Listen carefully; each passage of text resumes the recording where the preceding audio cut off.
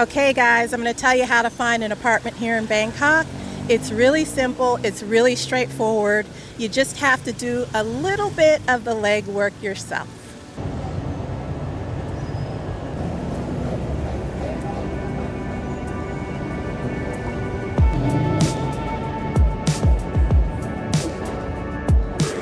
It's really warm outside, so I came inside to cool down a little bit. It's the weekend, but things don't seem too crowded here at Hemisphere today. I think everybody's down checking out Butterbear because he's here today.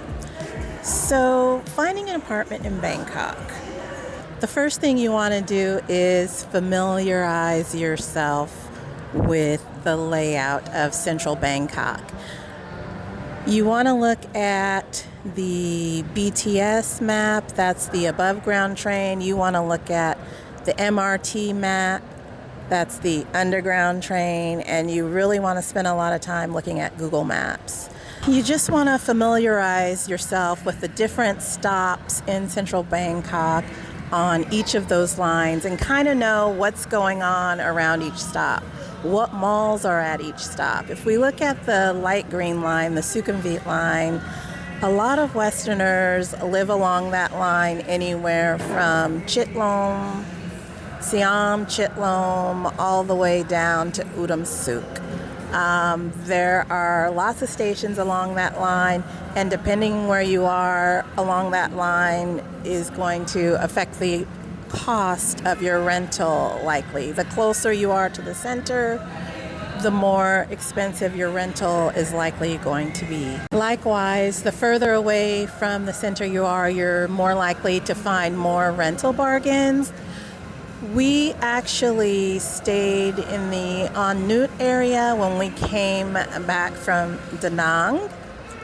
We wanted to check that area out because we know there are a lot of Westerners that live in that area. We'd never really spent any time down in that area in the entire time we'd been living here. So we spent a couple weeks down there checking it out, seeing if it was somewhere where we wanted to live. And in the end, we decided to go with Prong Pong. It's a great area. It just, for what it was offering, I couldn't really isolate a building for us that was close enough to the BTS station that kind of met all of the requirements that we wanted. Basically, a newer building was what we were looking for and wanted to be within a short walk of the train station. We don't ride the motorbike taxis, and so a walk to the station or the electric tuk-tuk is what we were looking for. And really the electric tuk-tuk is why we settled on Prong Pong, because for MoveMe, it covers such a large area, and it's kind of the largest area, I think, in central Bangkok that is covered. And so in the area that encompasses Prong Pong, we can go tons of places without having to get on the BTS, and MoveMe picks us right up at our front door and drops us off where we're going. So that was the big motivation for us for selecting Prong Pong, in addition to all of the restaurants, malls, just everything the area has to offer. I also like to look at a website called Hood Maps when I'm trying to learn about a new city, especially a city that is heavily touristed, such as Bangkok. I mean, you can look at pretty much any city around the world on Hood Maps, and people just write what they think about the specific neighborhoods. The maps are color-coded to show which areas are really focused on tourism. I just think it's a good tongue-in-cheek website, but it's something where you can get a little bit of the flavor of neighborhoods. Just something not necessarily to take so seriously, but it's always interesting what people are saying about certain neighborhoods, especially when you have no idea what the neighborhoods are like. While you're familiarizing yourself with the different neighborhoods, using the transportation maps, using Google Maps, make sure you Google walk the area around the train station. I mean, it's going to be your home train station, so you kind of want to see what it looks like. I mean, I definitely take that into consideration. Where am I going to be walking from my front door to the train station? What am I going to have to walk past? What stores are around the train station? All of that. You kind of want to always check that out a little bit too, because it helps you get a feel for a particular area. Once you narrow down a couple of areas that you're interested in, what I like to do next is simply go on Google Maps and type in condo and search Google Maps that way. And a lot of times Google will highlight a lot of the condo buildings. Now, this isn't foolproof, but once Google knows that you're looking on its map for condominiums, you'll see more of them pop up on your map as you're searching. I like to do that general search just to kind of see where the condos are clustered in a certain area, how many new builds there appear to be in an area. But really, for the most part, it's to read the reviews of the condo. You can tell if it's being used for Airbnb and you're going to have a lot of traffic. You can see what the most recent comments are, the lowest comments are. I do this pretty much for everything. And I feel like since COVID, when I search for things now using Google Maps, I read the lowest ratings first. I never did that. I only did the newest because I wanted to know what was going on in real time now. But now I look at the lowest to try to get an idea of the history of what the problems were or are with anything, or if it's just somebody complaining about something that they have no business complaining about. But that's just me. So like I said, I like to spend a little time on Google Maps just trying to get the general feel for an area and for condo buildings before I even start looking at those real estate websites, because the real estate websites, for the most part, are there to kind of lure you in, and they want to rent condos. So a lot of times what they're even showing is not necessarily what's even available. And I feel like when you get on the map, when you get on Google Maps and you can identify certain buildings that look like a place where you want to live, you can literally get on the real estate websites and search the particular building for vacancies. Now, I'm talking about the larger condos with the larger builders here in Bangkok. Once you start looking at Google Maps, you'll start to see patterns. You'll start to see the names of the large condos over and over in different neighborhoods by the different developers. You'll see Ideo, you'll see Life, you'll see Supalai. There are so many of them. Of course, I can't think of a lot of them right now. And so once I go through that process, it's then that I'll go start looking at the real estate websites. I'll look at HipFlat, Foswas, Property Scout, and there are a few more. And what I'll do initially is search specific buildings. I'll search for specific condos and see what kind of vacancies they have. I'll also look and see what newer builds are. If you're looking for a new condo, for example, on the Foswas website, you can search by project name or project area, and you can search by year completed or year built, and it'll show you all the projects in process, and it'll show you potential future projects coming up. This way you can kind of see what the trends are, who's building, what places are renting quickly. There's just so much good information on those websites. And I like doing all that legwork myself so I can get an idea of exactly where I want to live before I contact an agent who is going to propose to me where I should live. I mean, I really think it's important to isolate a few different buildings and concentrate on those buildings, because a lot of times the agents will just want to feed you what's in their inventory, obviously, but that might not be what you're interested in. But at the same time, they may also have something that you didn't even consider and it turns out to be awesome. So I just like to kind of have my own arsenal ready and see what I find compared to what the agents are gonna show me. Now, here in Bangkok, there's really no need to try to secure a condo in advance of being here. You really want to start contacting agents when you're ready to find your place, because you can literally look at a place and secure it in the same day. The process is not lengthy or involved very much at all.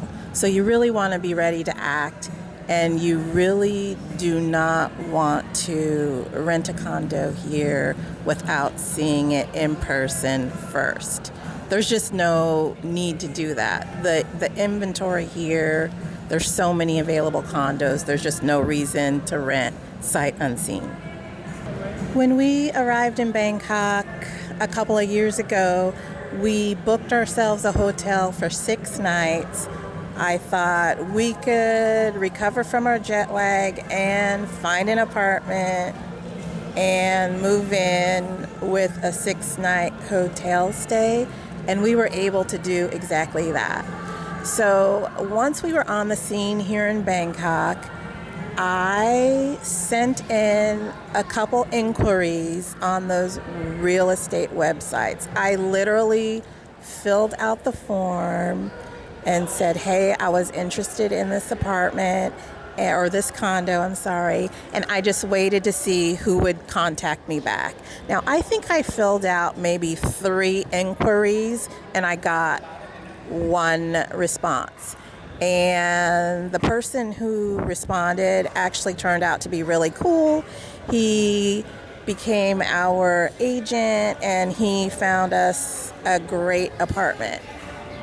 We loved our apartment at Life Asoke Hype, and in fact, I was looking at the Life Asoke Rama 9 building, which had a much higher occupancy rate than Life Asoke Hype. I wasn't really aware of Life Asoke Hype, so the agent was great. Those buildings are right next to each other. For our current condo that we're in, our second one here in Bangkok, we simply reached out to a real estate office that we had met in the process of renting our first condo, and we were familiar with some of the properties they represented, and so we reached out to them directly. I had my eye on a couple different buildings, and they happened to have a couple of condos in that specific building. This agency represented many owners, many investors who buy these condos as investments. So it was, they had a ton of condos to rent out. So it was really easy to find one that way because we knew that was the business that they're in. If I were coming here today and renting a condo for the first time in Bangkok, I would follow those steps that I've outlined. Research, Google Maps, and then sending an inquiry on a couple of the real estate websites and see who contacts you. That is a perfectly fine way to find an agent. You can work with more than one agent. You just want to work with somebody who is going to find you the condo that you want.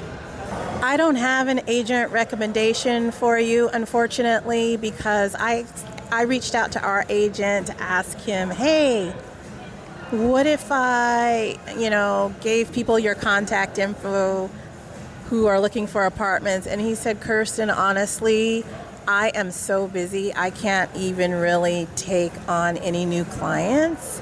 And that's true for him, but let me tell you, it's not true for many, many agents here in Bangkok. You will have no trouble finding an agent here in Bangkok to help you rent a condo once you make that inquiry and once you're on the scene to go looking at properties. Once you find a condo that you are really interested in, that's the point where you work with the agent and come up with an offer to present to the condo's owner. Now, you have to remember everything that is listed, what the owner is asking for the condo, everything is negotiable. And this is another one of those areas where you really want to educate yourself and see what similar properties are renting for and what the trends are and what they have been renting for historically. The last thing you want to do is come here and overpay for a condo. You want to pay the going rate. So again, this is where all the research comes in. You can look at these real estate websites. You can see what place is rented for. You can get on Facebook Marketplace. There's lots of places where you can look and see what prices are. You just have to remember that everything is negotiable. Once you find your place and your offer is accepted, it's generally common to pay 2 months' rent as a security deposit and the first month rent upon move-in. And generally, if you're on the ground and ready to move, you can move in within a day or two. Usually, there just needs to be a deep clean before you move in so that everything is spick and span and ready for you. So, for me, the biggest takeaway is do your research. It's really easy to find a condo here in Bangkok. There's tons of inventory, but if you're signing a lease for a year, which is what most owners will require, a minimum 1-year lease, you're going to want it to be somewhere you enjoy living. And so it's really easy to learn about what's going on here in Bangkok. There are so many Facebook groups. Google Maps is your friend. So many real estate websites that have all of it laid out there for you. So if you just do a little bit of legwork before you get here, it's going to make the process much easier, much less painful. Not that it's painful at all, but you're really going to feel like you have a say in where you're choosing to live. And I just think that's so important.